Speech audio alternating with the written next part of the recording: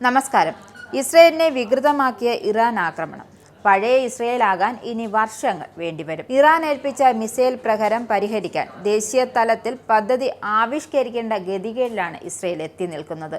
Operation rising line Iran നൽകിയ പ്രത്യാക്രമണവും ഇസ്രയേലിന് ഏൽപ്പിച്ച കനത്ത നാശനഷ്ടങ്ങളാണ്. ഈ നാശനഷ്ടങ്ങൾ നീക്കാൻ ഇസ്രയേൽ വർഷങ്ങൾ കഷ്ടപ്പെടേണ്ടി വരും. ഒരൊറ്റ പ്രത്യാക്രമണത്തിലൂടെ ഇറാന്റെ ശക്തി ലോകത്തിന് മുന്നിൽ വിളിച്ചു പറയാൻ ഇറാൻ വെറുതെ ഒന്ന് ശ്രമിച്ചപ്പോൾ തന്നെ തകർന്ന് തരിപ്പണമായി പോയ ഇസ്രയേലിന്റെ പൊള്ളത്തരങ്ങളാണ് ഇതോടെ പുറത്തു വരുന്നത്.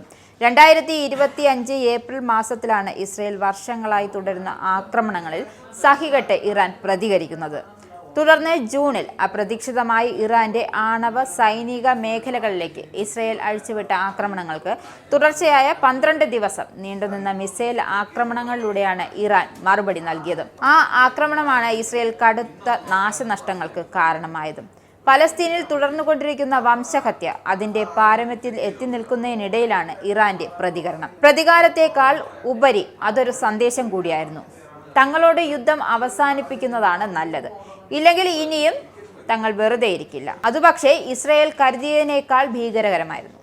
അതിൻ്റെ ബാക്കി പത്രം എന്നോണമാണ് ഇപ്പോൾ ആസ്ബറ്റോസ് കോൺക്രീറ്റ് ഭാഗങ്ങൾ അടക്കമുള്ള നാശനഷ്ടങ്ങളുടെ അവശിഷ്ടങ്ങൾ നീക്കം ചെയ്യാൻ ദേശീയ തലത്തിൽ പദ്ധതി ആവിഷ്കരിക്കേണ്ട ദുരവസ്ഥ ഇസ്രയേലിനുണ്ടായിരിക്കുന്നത്. ഇസ്രയേലിന്റെ പ്രധാനപ്പെട്ട സൈനിക അടിസ്ഥാന സൗകര്യ കേന്ദ്രങ്ങളിലേക്ക് ഇറാൻ 100 കണക്കിന് മിസൈലുകളാണ് തൊടുത്തുവിട്ടത്. മേഖലയിൽ ഇതുവരെ കണ്ടതിൽ വെച്ച് ഏറ്റവും വലിയ ആക്രമണങ്ങളിലൊന്നായിരുന്നു അത്.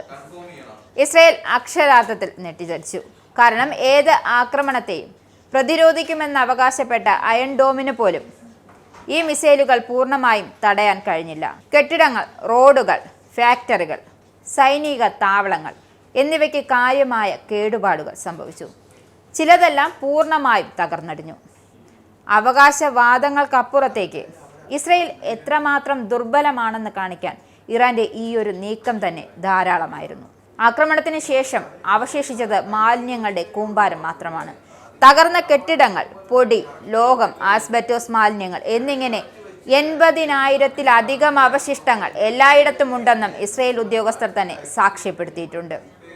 ഈ അവശിഷ്ടങ്ങൾ അപകടകരമാണ്. ആസ്ബറ്റോസ് പോലുള്ള അപകടകരമായ മാലിന്യങ്ങൾ കടുത്ത ശ്വാസകോശ രോഗങ്ങൾക്ക് വഴിതെളിക്കും. മാത്രമല്ല, ഇത് കൃത്യമായി സംസ്കരിച്ചില്ലെങ്കിൽ അവ വായുവിനെയും വെള്ളത്തെയും മലിനമാക്കുകയും കൂടാതെ ഈ പ്രദേശത്തിലെ ജനജീവിതത്തെ തന്നെ മന്ദഗതിയിലാക്കാൻ ഈ മാലിന്യങ്ങൾ കാരണമാകും. ഇവ നീക്കം ചെയ്യാനുള്ള പദ്ധതിയാണ് ഇസ്രയേൽ നിലവിൽ ആവിഷ്കരിച്ചിരിക്കുന്നത്. അതിനായി സ്റ്റിയറിംഗ് ടീം എന്നൊരു സംഘത്തെ നിയോഗിച്ചിരിക്കുകയാണ് ഇസ്രയേൽ. പക്ഷേ വിദഗ്ധരുടെ അഭിപ്രായത്തിൽ എത്ര വലിയ ടീം തന്നെ രൂപീകരിച്ചാലും ഈ മാലിന്യങ്ങൾ പൂർണ്ണമായും നീക്കം ചെയ്യാൻ മാസങ്ങളോ വർഷങ്ങളോ എടുത്തേക്കാം. മാത്രമല്ല, ഇത്തരമൊരു ആക്രമണം നേരിടാൻ രാജ്യം ഒരിക്കലും സജ്ജമായിരുന്നില്ല. അമേരിക്കയുടെ നേരിട്ടുള്ള പിന്തുണയും പാശ്ചാത്യ രാജ്യങ്ങളുടെ നിശബ്ദമായ പിന്തുണയും ഉണ്ടായിട്ട് പോലും ഇസ്രയേലിനെ ഇപ്പോൾ ഭരിച്ചുകൊണ്ടിരിക്കുന്നത് കടുത്ത സാമ്പത്തിക പ്രതിസന്ധിയും അടുത്ത നിമിഷത്തിൽ എന്തും സംഭവിച്ചേക്കാമെന്ന ഭയവുമാണ്. സ്റ്റിയറിംഗ് ടീമിനെ ഇറക്കി ശുദ്ധീകരിക്കാൻ തുടങ്ങുന്നത് ഇസ്രയേലിന്റെ ഒരു ഭാഗം മാത്രമാണ്. എന്നാൽ ഇസ്രയേലിന്റെ ആക്രമണത്തിൽ സകലതും തകർന്ന് ഇല്ലാതായി നിൽക്കുന്ന ഒരു രാജ്യമുണ്ടല്ലോ, പലസ്തീൻ. അവരുടെ നഷ്ടങ്ങൾക്ക് എന്തു മറുപടിയാണ് ഇസ്രയേലിന് നൽകാനുള്ളത്?